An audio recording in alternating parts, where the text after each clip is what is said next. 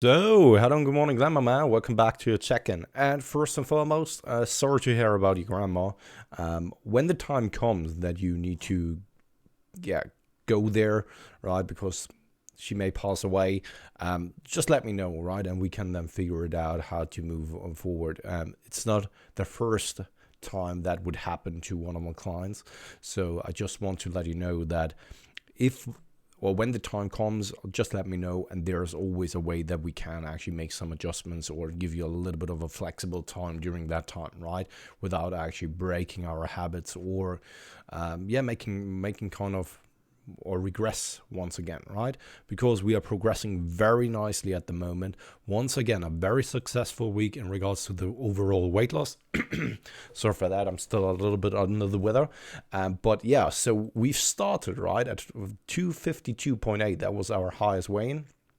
And now we are already at the 245 mark, which is huge and massive, right? And it's especially cool to hear that other people externally are noticing that things are changing and that you are doing something for that, right?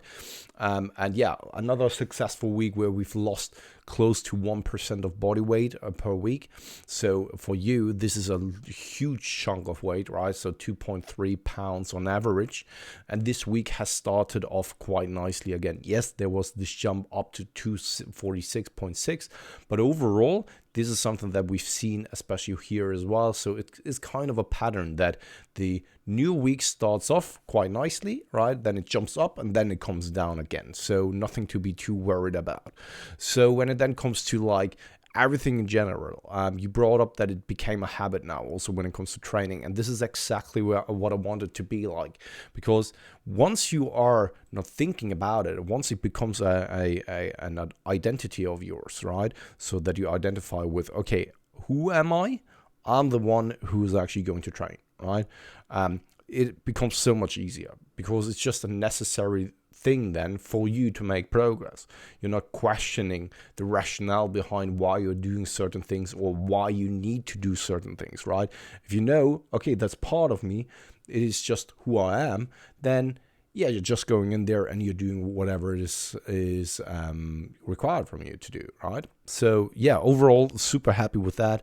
Also, when it then comes to getting up in the middle of the night to pee, most of the time, especially when you're entering a caloric deficit, it has something to do with the depletion of water retention. So when it comes to carbohydrates, what the name implies already, carbohydrates come with a lot of water retention. If you're then starting to diet, right, glycogen stores get depleted, water is then being flushed away, and also most of the time the water that you're uptaking can't be stored as efficiently anymore, or at least you don't store as much water as before because you're not taking in as many carbohydrates. Sure, so this is not the only thing that actually retains some water, but it is one contributing factor. And if you're then still drinking like the same amount, it could very well be that you're then in the middle of the night starting to pee. That doesn't last forever. The body has a very good regulatory system when it comes to water regulation in the body.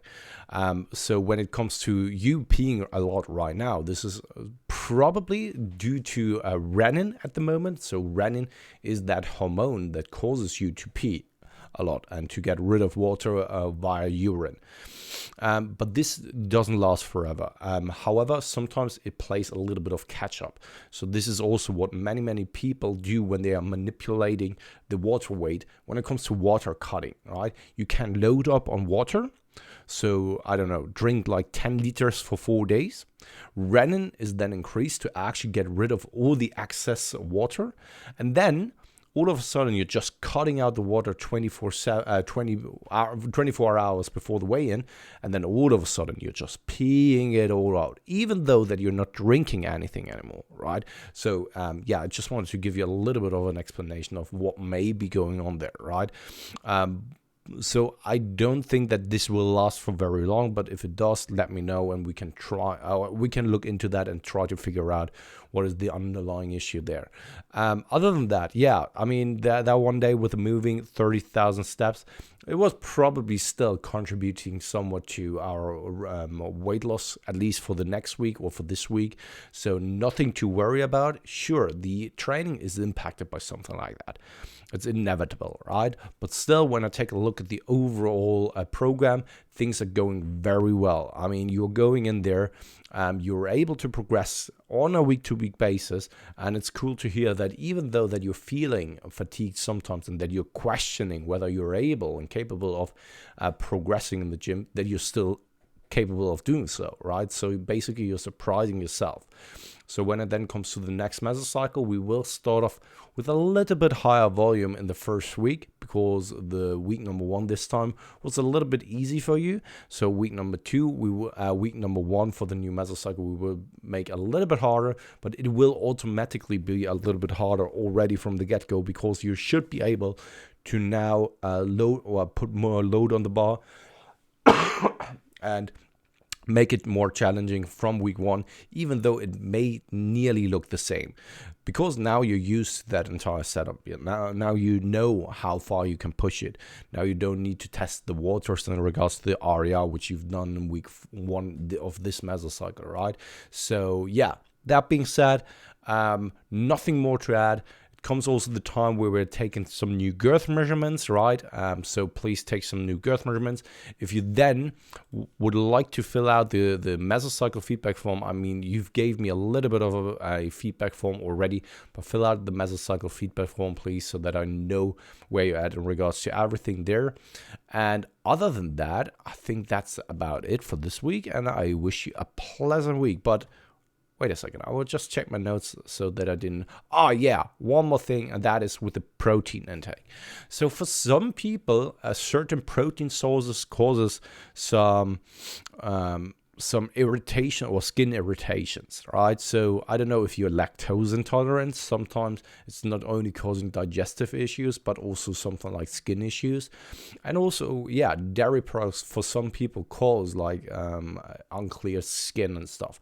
So yeah, maybe it's the protein source in it for itself, right? So maybe give it a try to play a little bit around with different protein sources and see whether this makes things better. Thing is, though, that you can't just go by one day. You need to actually give it some time. So if you're changing a protein source, give it like 1 week or so to actually see whether it gets better or not. All right. So yeah, but now I'll leave it here. Glenn, have a good week, and I guess I'll speak to you very soon.